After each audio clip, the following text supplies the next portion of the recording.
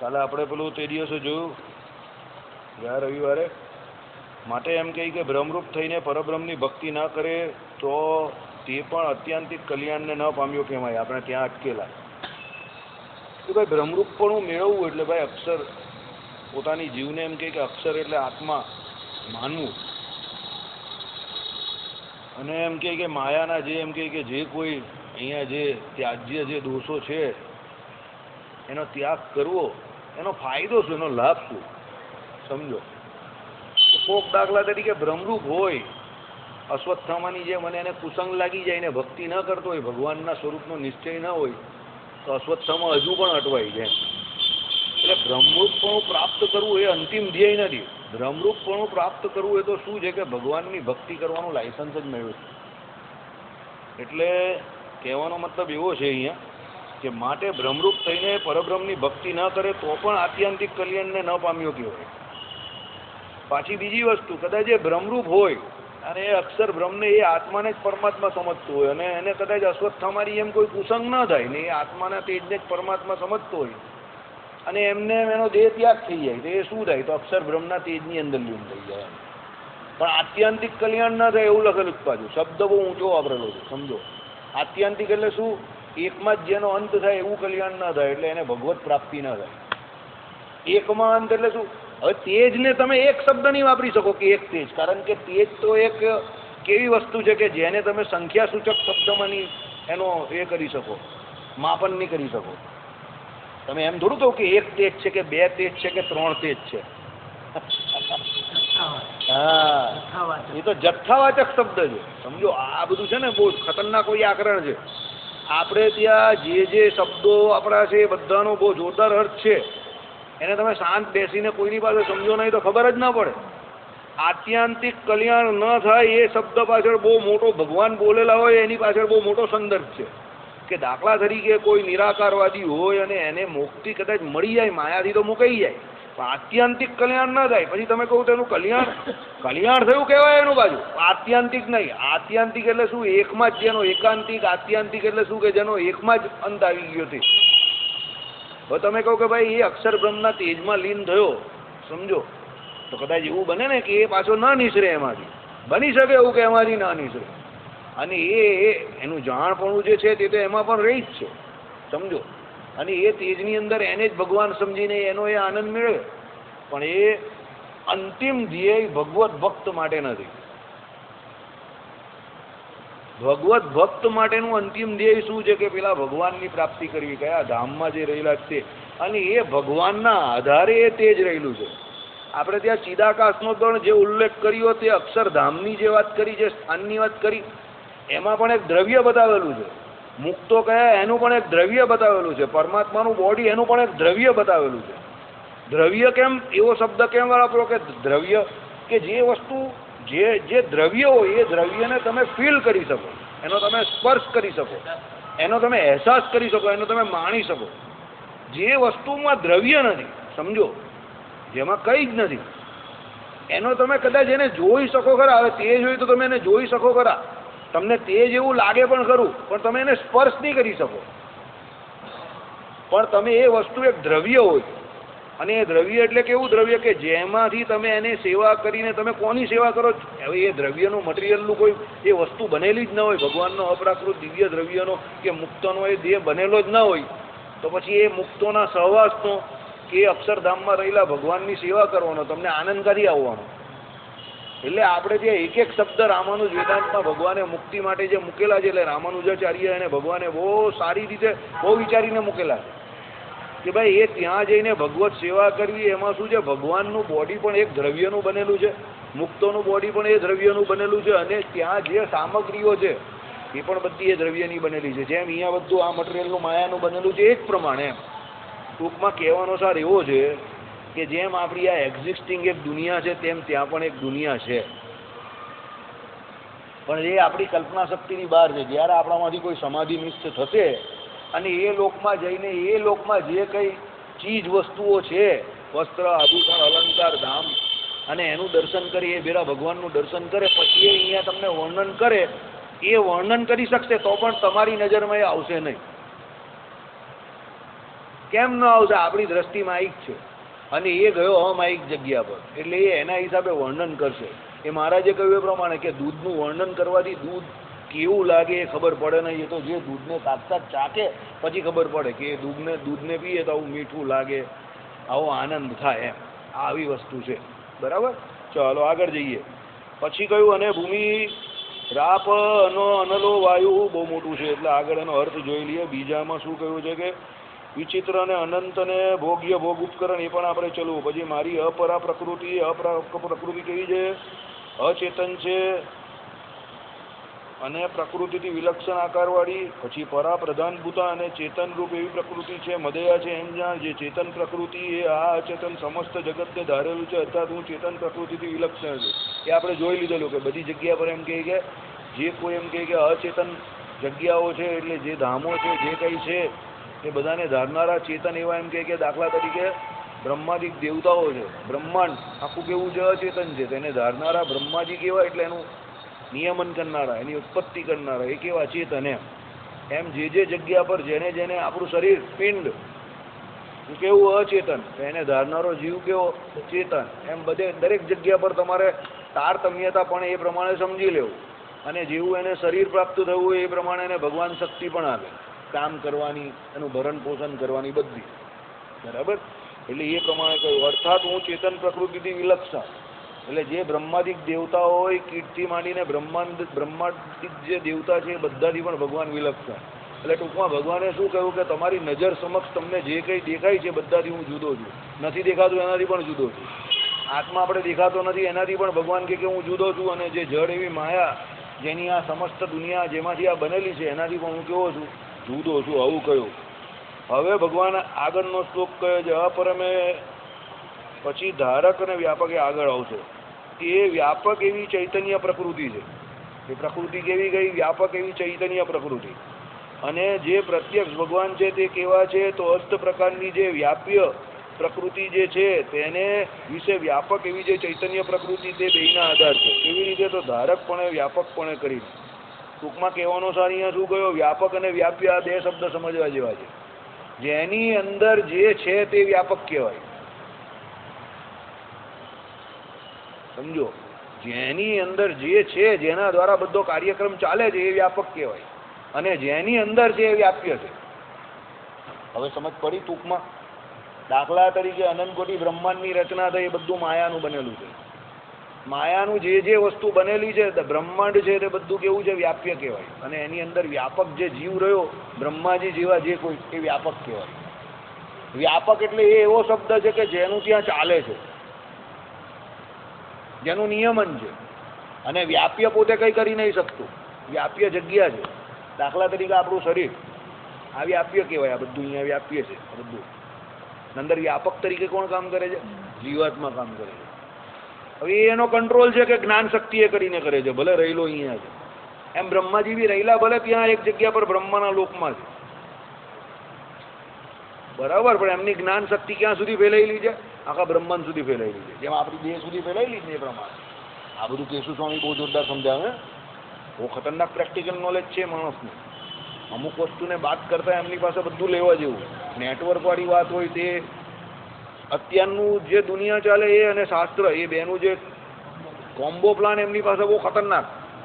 કે નેટવર્ક એટલે કેવું કે માણસ બેઠો અહીંયા હોય પણ એ ધંધો તો અમેરિકામાં પણ કરી શકે ને, ત્યાં માણસોને બેસાડીને નેટ દ્વારા ગમે તે હિસાબે. આને નેટવર્ક કહેવાય. એમ વાસુદેવ કમિશનર બેઠેલા કા છે એની ઓફિસમાં છે, પોલીસવાળા બધે ફરે છે. એ હિસાબે આખું પોલીસ કંટ્રોલ શું થાય છે? એના નિયમનમાં રહી છે. કહેવાય શું? શહેરમાં કંઈ પણ ગડબડ થાય તો મિનિસ્ટર કોને ફોન કરે? બધા રસ્તે ગલીએ ચાલતા પોલીસવાળાને નહીં કરે. कमिश्नर तुम्हारे शहर में ये क्या हो रहा है? हाँ, दंगा बहुत बढ़ गया है. એટલે कमिश्नर શું કહે? साहब देखते हैं 2 दिन, अभी कर्फ्यू नहीं लगाया है, ऐसा होगा तो रात को कर्फ्यू लगा देंगे, बहुत ज़्यादा बढ़ेगा तो रात को लगा देंगे, वरना 1-2 दिन देखते हैं. કહેવાનો મતલબ શું છે? કમિશનર વ્યાપક છે. કોના દ્વારા? પેલા પોલીસવાળા દ્વારા, એના નેટવર્ક દ્વારા. એ બધા પોલીસવાળા રિપોર્ટિંગ કરતો હોય, સાહેબ આ જગ્યા પર આ છે, આ જગ્યા પર આ છે, લિંબાયતમાં વધારે તોફાન છે, ભાગર પર જરા પણ તોફાન નથી, બરાબર, વરાછા રોડમાં તોફાન થાય એવું જ નથી, કારણ કે સામેવાળી પ્રજા ગાયબ છે. બરાબર. હવે તોફાન કરવું કેવી રીતે? કોઈ સામેવાળી પ્રજા હોય તો તોફાન નહીં ને, બરાબર. એટલે પેલો કમિશનર શું કહે, વરાછા રોડ છોડી દેવો, બધા સેન્સિટિવ એરિયા પકડો, ધીમે ધીમે ધીમે ધીમે કરીને એ પ્રમાણે કમિશનરને પેલા બધા રિપોર્ટ કરે. એટલે કમિશનર સાહેબ એના પોલીસ તંત્ર દ્વારા શું છે, વ્યાપક છે. કેને વિશે? આખા શહેરને વિશે. એમ આ જીવ છે તે આપણા શરીરને વિશે શું છે, વ્યાપક છે. કેવી રીતે? એની જ્ઞાન શક્તિ દ્વારા, એનું નેટવર્ક. અને કેમ વ્યાપ્ય શું છે, એની સામે શરીર છે. આવું અહીંયાથી માંડીને મોટા મોટા બ્રહ્માંડમાં જ્યાં જે કંઈ કારખાનું ચાલે બધા માટે તમારે સમજી લેવાનું. આ મેં તમને એક ઉદાહરણ આપી દીધું, એક સરખો નિયમ. જેવી જે જીવની કેપેસિટી બ્રહ્માજી એવું બ્રહ્માંડમાં. હા, એકદમ સાદો સીધો નિયમ, બરાબર. કદાચ હું અભિમાન કે ગર્વ નહીં કરતો, પણ આટલી સહેલાઈથી તમને બીજી કોઈ સભામાં આ વસ્તુ કોઈ સમજાવી ન શકે. હું પણ એટલે સમજાવી શકું છું કે મને મારા ગુરુએ સમજાવેલું, કેશવ પ્રસાદ દાસજીએ. બાકી આ મને પણ ક્લિયર નહીં થતું હતું, કારણ કે એમાં પેલું રાષ્ટ્ર ને રાજાનો ન્યાય જે આમાં લખેલો જ ને, હું એ વાંચું ને તો મને ત્યારે આમ ટેન્શન જ થઈ. કાલું રાજા એક જગ્યા પર બેઠેલો, રાષ્ટ્રમાં વ્યાપક, એ રાજા કેવી રીતે કહેવાય? રાજાને સર્વવ્યાપક કેવી રીતે ગણવો? રાજા તો એક જ જગ્યા પર બેઠો છે, એ તો એક દેશસ્થ છે, તો સર્વવ્યાપક કેવી રીતે? સર્વવ્યાપક એટલે તો દરેક જગ્યા પર વ્યાપીને રહેવો જોઈએ ને. એટલે હું કાયમ કેશુ સ્વામીને પૂછું કે આ રાષ્ટ્ર રાજ્ય ન્યાય નહીં, એનો અર્થ શું સમજવો? એટલે પછી એમણે મને સમજાવ્યું કે રાષ્ટ્ર રાજા ન્યાય એટલે કોઈ રાજા પોતે સર્વ જગ્યા પર વ્યાપીને રહી નહીં શકવાનો, એ તો મૂર્તિમાન જે એક દેશસ્થ છે, પણ એના તંત્ર દ્વારા એ વ્યાપીને રહી છે ને, એને બધી માહિતી મળે છે ને, એટલે એનું સર્વવ્યાપક પણ એના રાજ્યમાં કહેવાય, ભલે એ એક દેશસ્થ છે. પરમાત્માનું આવું નહીં સમજવાનું. પરમાત્મા પોતે એક જ એવા છે અનંત કોટી બ્રહ્માંડમાં, જે બધે એક સરખા વ્યાપીને રહેલા છે. એટલે વ્યાપક પણ એ જ છે. અને વ્યાપ્ય શું છે? તો પેલી પ્રકૃતિ છે. હવે તમે કહ્યું કે પ્રકૃતિમાં વ્યાપ્ય, અરે જીવ પણ છે પરમાત્મા આગળ. એટલે અહીંયા કહ્યું બેયના આધાર છે. એ જીવ પણ પરમાત્મા માટે વ્યાપ્ય છે, અને પેલી પ્રકૃતિ પણ પરમાત્મા માટે વ્યાપ્ય છે. સમજો. એટલે ભગવાને શું કહ્યું કે વસ્તુતા તો ચેતન પ્રકૃતિ અને અચેતન પ્રકૃતિ, એટલે પરા અને અપરા પ્રકૃતિ બંને કરતા હું શું છું? જુદો છું. આજે તમને આ વચનામૃત વધારે સારી રીતે સમજ પડી હશે અત્યાર સુધી જેટલી વાર ચલું ને એના કરતા. કેમ? હું પણ જેમ જેમ મારો એક્સપિરિયન્સ પણ વધે એમ સમજણ શક્તિ વધે ને, બરાબર. ચાલો, ચેતન એટલે એમ કે જીવ. હા, જીવ જીવ. ચેતન એટલે માયા. માયા. પરા એટલે ભૂલાઈ જાય. બની શકે એવું. જો ભાઈ એક વસ્તુ તમને કહું, તમને જ્યાં જ્યાં મદદની જરૂર હોય તમારે કહી દેવાનું. સમજો, એનું એક કારણ છે. કોઈ ખોટું નહીં લગાડતા. મારા માટે કે રાકેશ માટે આ રોજનો વિષય છે, સમજો. એટલે મને અમુક શબ્દ જીવમાં બસેલા છે, એટલે મને એ બહુ નોર્મલ લાગે. પરા અપરા કે ચેતન અચેતન કે. તમારા માટે એ પ્રશ્ન ફક્ત અહીંયા અડધો પોણો કલાક જ ઉત્પન્ન થતો હશે. રોજનો આ પ્રશ્ન તમારા માટે હોય નહીં. એટલે એની એવા બહુ ચાન્સીસ છે કે તમે આ ભૂલી જાઓ, કારણ કે તમારી પાસે બીજા ઘણા બધા પ્રશ્નો છે જે હું જાણવા નહીં માંગતો, એ મારી પાસે નથી. એમાં હું મારી જાતને નસીબદાર માનું છું, સમજો. મારે જાણવા પણ નથી, પણ તમારે આમાં અહીંયા બેઠા 40 મિનિટ તો તમને એવું જ્યાં પણ લાગે કે વાસુદેવભાઈ ફાસ્ટ છો, વાસુદેવભાઈ આ ચેતન શબ્દોનો અર્થ શું થાય, આ બધું શું ચાલે છે, તમે જેવા આવો એવા ન જતા. તમે મને 2 શબ્દ સાચા પૂછશો તો આઈ વિલ નોટ માઇન્ડ, હું કંઈ એમાં ખોટું ન લગાડું, સમજો. પણ જેવા આવો એવા ન જતા, કંઈક મેળવીને જજો. તો આ ગળા ફારવાનો કે આટલી ગાડી અટકી જાય વરસાદમાં અને પછી એના પ્લગ ખોલવાનો અને સાફ કરવાનો કંઈ મિનિંગ રહેશે, બરાબર. ચાલો, હવે આપણે આગળ જોઈએ. એટલે વસ્તુ તો એ ભગવાને બંનેથી પર છે અને બંનેમાં વ્યાપક રહીને રહ્યા છે. હવે તમને આગળના 4 વાક્ય ઇઝીલી ખબર પડી જશે જો અત્યારનું સમજાવશે તો. સીધા વાંચી જાઓ એટલે ખબર પડી જશે. અને જે પ્રત્યક્ષ ભગવાન છે તે કેવા છે? તો જે અષ્ટ પ્રકારની વ્યાપ્ય પ્રકૃતિ આવી ગઈ. અષ્ટ પ્રકારની વ્યાપ્ય પ્રકૃતિ એટલે શું? બધું માયાનું આવી ગયું. હવે એમાં અષ્ટ પ્રકારમાં 8 શું આવે છે જાણવાની જરૂર નથી, તો પણ તમને કહી દો. પૃથ્વી, જળ, તેજ, વાયુ, આકાશ, મહતત્વ, અહંકાર અને આત્મનું માયાનું આવરણ. કાળું. ખબર પડી ગઈ? પૃથ્વી, જળ, તેજ, વાયુ, આકાશ 5, 5 ને 2 7, માયાનું આવરણ 8મું થઈ ગયું. કોઈ જગ્યા પર અલગ અલગ બી કહીશ, કોઈ જગ્યા પર 1 2 જરા આમ તેમ હોય, એ બધું જોઈ લેવાનું. એ તો આમાં શું છે, બધા બહુ વિદ્વાન હોય ને એમાં જરા બધાને પોતાનું થોડું બતાવવાની આમ એ હોય, એટલે કોક પોતાનું એકાદ વસ્તુ ઉમેરે, પણ એ બધું આપણે માઇન્ડ નહીં કરવાનું. આપણે જે શ્રીજી મહારાજ કહી ગયા એ માનવાનું, બાકીનું બધું ગયું. આઠમાંથી એક પ્રકૃતિ કોઈએ આમ તેમ કહી હોય કે તમે કહું ને પછી એમાં આવે તો આને આઠમી પ્રકૃતિ આને કહીને તમે આને આમ કહો છો, એ બધું જવા દેવાનું. બહુ માથું કે બહુ ટેન્શન નહીં લેવાનું. બધા પોતપોતાના હિસાબે કહેતા હોય, એ બધા બહુ ટેકનોલોજીમાં બહુ ટેકનિકલિટીઝમાં નહીં પડવું. સિદ્ધાંત સમજી લેવાનું. નામ પાછળ આપણે કોઈ દિવસ ઝઘડો કરવાનો નહીં, સિદ્ધાંત સમજવો. એટલે ભગવાને શું કહ્યું કે અષ્ટ પ્રકારની જે વ્યાપ્ય પ્રકૃતિ અને તેને વ્યાપક એવી જે ચૈતન્ય પ્રકૃતિ એ બેયના આધાર છે. હવે ખબર પડી ગઈ. માયાની જે પ્રકૃતિ કઈ એને એ કોને આધારે રહી છે? જીવને આધારે. એ સમજા? જીવ અને માયા એ બંને કોને આધારે રહેલા છે? પરમાત્માને આધારે રહ્યા છે. બરાબર? જેમ આકાશ છે તે પૃથ્વી આદિ 4 તત્વોનો આધાર છે. સમજ પડી ગઈ? આકાશ 4 તત્વોનો આધાર છે. કેમ? આ પૃથ્વી, જળ, તેજ, વાયુ અને આકાશ. એમાં આકાશ સર્વથી મોટો કયો? જે સર્વથી મોટો હોય સર્વમાં વ્યાપક હોય. પાછું એમાં પણ બંને રીતે વ્યાપક થાય. દાખલા તરીકે રાજા, તો રાજા આખા ગામમાં સૌથી મોટો કહેવાય? એ ઉંમરની વાત નહીં કરતા. રાજા કહે કે ઉંમરમાં તો બધા બહુથી નાનો હોય, પણ પદથી સર્વથી મોટા કહેવાય ને. એટલે રાજા સર્વવ્યાપક થાય. કેમ? રાજાનું બધે ચાલે, આપણું ના ચાલે. પેલા ભાઈએ શું કહેલું કે ભગવાનને મેળવવાનો શ્રેષ્ઠ રસ્તો શું? ભગવાન આપણી પાસે આવી જાય. રાજા આપણી પાસે આવવું રાજા માટે કઠણ નથી. આપણે રાજા પાસે પહોંચવું બહુ કઠણ છે. મોદી સાહેબને આપણે મળવું હોય તો આપણે 9 નેજાને પાણી ઉતરી જાય. પણ મોદી સાહેબને એવી ઈચ્છા થાય કે મારે આ વાસુદેવભાઈની સભામાં જવું છે, અહીંયા આવીને સામે આવીને બેસી જાય આમ કરીને. આપણે ટેન્શનમાં આવી જઈએ કે આ ભાઈ કઈ અહીંયા આવી ગયા. પછી હું કહું કે સાહેબ જરા આમ તમે લઈ ગઈ ચાલુ રાખ, સભા સાંભળવા આવેલો છું. તમે તત્વજ્ઞાન બહુ સારું ચલાવો છો એટલે હું અહીંયા સ્પેશિયલ સુરત આવેલો તો મને થયું કે આ ટાઈમ થઈ ગયો છે એટલે સાંભળો, યુટ્યુબ પર તમારી કથા સાંભળી. એટલે કોઈ સાહેબ તો પણ કંઈ પાણી મારી ચાલુ રાખો. એટલે મારે તો અડધો કલાક ટેન્શન જ ટેન્શન. બરાબર? કેમ? રાજા માટે મારી પાસે આવું અઘરું નથી, મારે રાજા પાસે જવું અઘરું છે. સમજો? કારણ કે રાજા શું છે? સર્વવ્યાપક છે. એમ ભગવાન માટે જીવ પાસે આવું અઘરું નથી, પણ જીવે ભગવાન પાસે જવું અઘરું છે. એટલે શ્રીજી મહારાજે બહુ જોરદાર સિદ્ધાંત આપી દીધો. કયો? શરણાગતિનો સિદ્ધાંત. તું મારે શરણે આવી જા, તું મારી પાસે છે. સમજ? તું મારી પાસે જ છે, તારે મારી પાસે પહોંચવાની કોઈ જરૂર નથી. પેલા પુરાણના સિદ્ધાંત મુજબ શું? તારે મને શોધવાની કોઈ જરૂર છે જ નહીં, કારણ કે હું તો તારી જોડે ને જોડે જ રહ્યો છું. તું મને શોધવાની ટેન્શન નહીં લે. તું મને શોધવામાં સમય ન બગાડ. લાગી પર, મંડી પર, ભજન કરવા માંડ, એટલે મારું દર્શન તને પ્રત્યક્ષ થઈ જ જશે. તું મને શોધવાની વાત નહીં કર. બરાબર? મારો એક મિત્ર હતો ને, એને કોઈ કઈ પૂછે ને કે આનું આમ થાય, તેનું તેમ થાય, ફલાણાનું ઢીમકું થાય, કે તું મને પ્રશ્ન નહીં પૂછ, તારે કામ શું છે એ બોલ. પ્રશ્ન મારી પાસે 24 કલાકના 24 છે ને તારા જેવા લાઈન લગાવીને બેઠા છે. તારું કામ શું છે એ બોલ. એટલે પેલો કે આ કામ છે, થઈ જશે, ચાલ ફૂટબોલ થાય અહીંયાથી. ના થાય તો ના પાડી દે.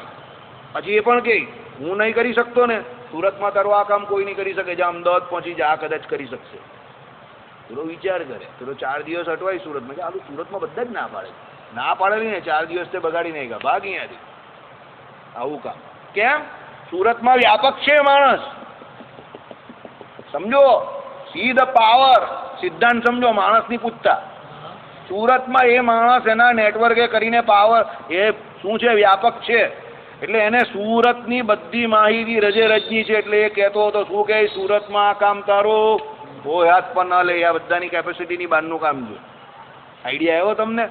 એમ ભગવાન અનંત કોટી બ્રહ્માંડમાં સર્વવ્યાપક છે, પાછા ધારક પણ છે. વ્યાપક એટલે શું? કંટ્રોલ એમના હાથમાં છે. બરાબર? કોઈ બહુ દાદાગીરી કરતો હોય તો ભગવાન એને એના કર્મનું ફળ ધડામ દઈને આપી દે, એને એની જગ્યા પરથી પાડી નાખે નીચે સીધો. બરાબર? એટલે કહ્યું કે ભાઈ પરા અને અપરા એટલે ચેતન અને અચેતન, એટલે જીવ અને માયા બંનેના ધારક, નિયંતા અને શેષી છે. અંદર રહીને એનું નિયમન પણ કરે છે. એવું નહીં કામ બેસી રહેલા શાંતિથી મારી જેમ. બરાબર? ચાલો.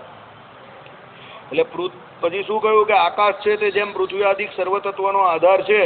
એનો અર્થ શું કહ્યું તે સાંભળો. ધારક વ્યાપકપણે કરીને એ જ કરેલો છે, આપણે કરી જ નાખ્યું ઓલરેડી. અને પૃથ્વીની જ્યારે સંકોચ અવસ્થા થાય છે ત્યારે તે ભેરો આકાશ પણ સંકોચને પામે છે. પૃથ્વીની વિકાસ અવસ્થા થાય ત્યારે તે ભેરી આકાશની પણ વિકાસ અવસ્થા છે. તથા જળ તેજ વાયુની સંકોચ અવસ્થા ભેરી આકાશની પણ સંકોચ વિકાસ અવસ્થા છે. અને પૃથ્વી આદિ તત્વોની સંકોચ વિકાસ અવસ્થા છે તે બે આકાશને થાય છે. હવે એનો અર્થ નીચે સમજાવે છે. તથાપી આકાશ પોતાના સામર્થ્યથી નિર્લેપ છે. બહુ ઊંચી વાત કરેલી છે. સમજો. આ ચોરસ જે છે અહીંયા નાનું કાળું ચોરસ છે, આટલો ભાગ આ આકાશનો છે. એક્ઝામ્પલ છે ખાલી, એને સીધું નહીં લેતા, આ ઉદાહરણ છે. હવે આપણે એવું વિચારીએ કે આ આકાશનો ભાગ આપણે વધારવાનો છે, પૃથ્વીનો ભાગ છે, સોરી આ પૃથ્વીનો ભાગ છે, અને એની અંદર આકાશ તો રહેલો જ છે. આકાશ એટલે ખુલ્લો ભાગ, આ પૃથ્વીનો ભાગ છે. એટલે આપણે આ કાળો જે ચોખંડું છે એને વધારતા વધારતા વધારતા વધારતા વધારતા આખા રૂમમાં પસરાવી દીધું. આ કાળી ટાઇલ્સ જેટલી વધી એટલો આકાશ વધ્યો, એટલે કાળો ભાગ વધી ગયો ને, એટલે એનો ખુલ્લો ભાગ વધ્યો. પછી કોઈ બુદ્ધિશાળી આવ્યો, મંદિરમાં કઈ કાળી ટાઇલ્સ છોડી નાખાય, અક્કલના ઓછાઓ બારદાનો, વ્હાઈટ માર્બલ ખોટા હતા, કાઢી નાખો બધી, એટલે બધું કાઢી નાખ્યું. કહેવાનો ટૂંકમાં સાર શું છે? માયા જે મૂળ પુરુષ અને મૂળ પ્રકૃતિથી શરૂ થાય, બરાબર, ત્યાં પહેલા તો હજુ તો ભૂતાકાશની એન્ટ્રી નથી પડી. ભૂતાકાશ કોનું કાર્ય છે? રજોગુણનું કાર્ય છે. સાત્વિક, રાજસ અને તામસ, બરાબર, એટલે તમોગુણનું કાર્ય. તામસ અહંકારમાંથી થાય ને, એટલે તમોગુણનું કાર્ય, સોરી તમોગુણનું કાર્ય છે, તામસ અહંકારનું કાર્ય છે. સમજો કયો? એ ભૂતાકાશ. હવે તમે સમજો, જેવો એ પછી પૃથ્વી, જળ, તેજ, વાયુ અને આકાશ થાય. પૃથ્વીનો ભાગ વધે, એની અંદર પણ આકાશ રહ્યો. જળનો ભાગ વધે, એમાં પણ આકાશ રહ્યો. તેજનો ભાગ વધે, એમાં પણ આકાશ રહ્યો. વાયુનો ભાગ વધે, એમાં પણ આકાશ રહ્યો. એટલે તમે જેનો જેનો જે ભાગ વધારો એ વેરાઓ કુદરતી રીતે અંદર આકાશ વધેલો જ કહેવાય. અને જેને જેનો ભાગ ઘટતો જાય એ પ્રમાણે એનો ભાગ ઘટતો જાય, એટલે આકાશ પણ અંદર ઘટતો જ જાય. પણ એનો મતલબ એવો કયો કે અહીંયા આકાશ ન્યુટ્રલ છે. આકાશને પેલો ભાગ વધે કે ઘટે એની જોડે ડાયરેક્ટ કઈ લેવા દેવા નથી. આકાશ શું છે? ખુલ્લો ભાગ છે. એના વગર પેલા લોકોને ચાલવાનું નથી.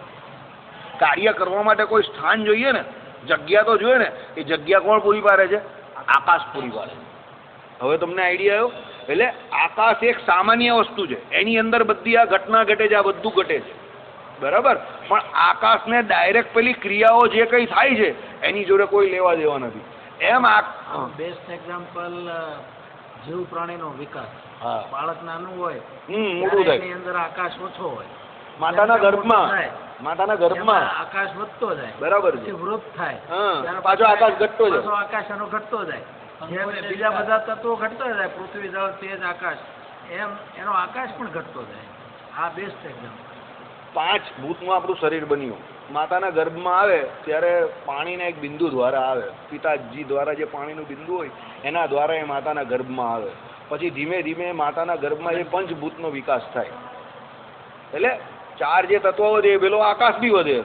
પછી જ્યારે 9 માસનું એ બાળક અંદર થાય એટલે એનો એટલો આકાશ દે, એટલે એ પ્રમાણે થયું હોય કે એને બહાર આવે. પછી બહાર આવે, પછી ધીમે ધીમે એનો ગ્રોથ થાય, એનો વિકાસ થાય, એટલે એ બેરા અંદરનો આકાશ પણ વધે. મારો આકાશ આ કેવો છે સમજો. પછી જેમ એ વૃદ્ધ થાય તેમ એનો આકાશ 4 ભૂત ઘટતા જાય, એમ એનો આકાશ પણ ઘટતો જાય.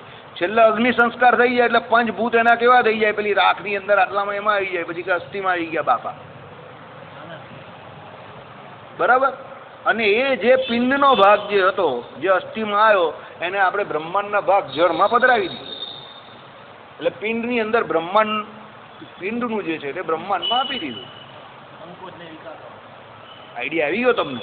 આપણે ત્યાં છે ને હિન્દુ સંસ્કૃતિમાં સનાતન, તો ભાઈ ગેલામાં કે ગંગામાં તમારા અસ્થિને પધરાવવું, એનું કારણ આ જ છે કે પિંડ અને બ્રહ્માંડની એકતા છે, બરાબર. બ્રહ્માંડની અંદર આપણે જન્મ્યા તો હવે બ્રહ્માંડમાં જ આપણે જવા જોઈએ ને પાછા. એટલે બ્રહ્માંડમાં આપણા જે બોડીના જે કોઈ પાર્ટ હતા છેલ્લા ઘણા, જય સ્વામિનારાયણ, એને અર્પણ કરી દીધા. એટલે કહ્યું તેરા તુજકો અર્પણ. ભગવાનનું પિંડ અને ભગવાનનું બ્રહ્માંડ. એટલે આ પિંડનો નાશ થયો તે બ્રહ્માંડને સોંપી દીધો, બરાબર. ચાલો, ટાઈમ તો યાર એવો ભાગે છે ને કે પૂરું કરવું પણ નથી. આપણે જલ્દી તો કાં છે, જલ્દીનું કામ ચલાવી ઉભા રહી. એટલે અને પૃથ્વીની જ્યારે સંકોચ અવસ્થા છે એ બેડો આકાશ પણ સંકોચનને પામે છે. પૃથ્વીની વિકાસ અવસ્થા તે બેરી આકાશની પણ વિકાસ અવસ્થા છે, તથા જલ, તેજ, વાયુની સંકોચ અવસ્થા બેરી આકાશની પણ સંકોચ અવસ્થા છે. પૃથ્વી આદિ તત્વોની સંકોચ અવસ્થા, વિકાસ અવસ્થા તે બે આકાશને થાય છે. હવે આ કેવી રીતે થાય આપણે સમજી જાય આ પ્રમાણે, બરાબર. પછી શું કહ્યું? તેમ એ 2 પ્રકૃતિની સંકોચ વિકાસ અવસ્થા બેરી ભગવાનની પણ સંકોચ વિકાસ અવસ્થા છે. તે 2 પ્રકૃતિની સંકોચ વિકાસ અવસ્થા તે યસ્ય પૃથ્વી શરીરમ બહુ મોટું છે અને પાછી ટીકા આવી ગઈ નહીં ચાલે આજે શ્રીપતિમ શ્રીધરમ સર્વદેવ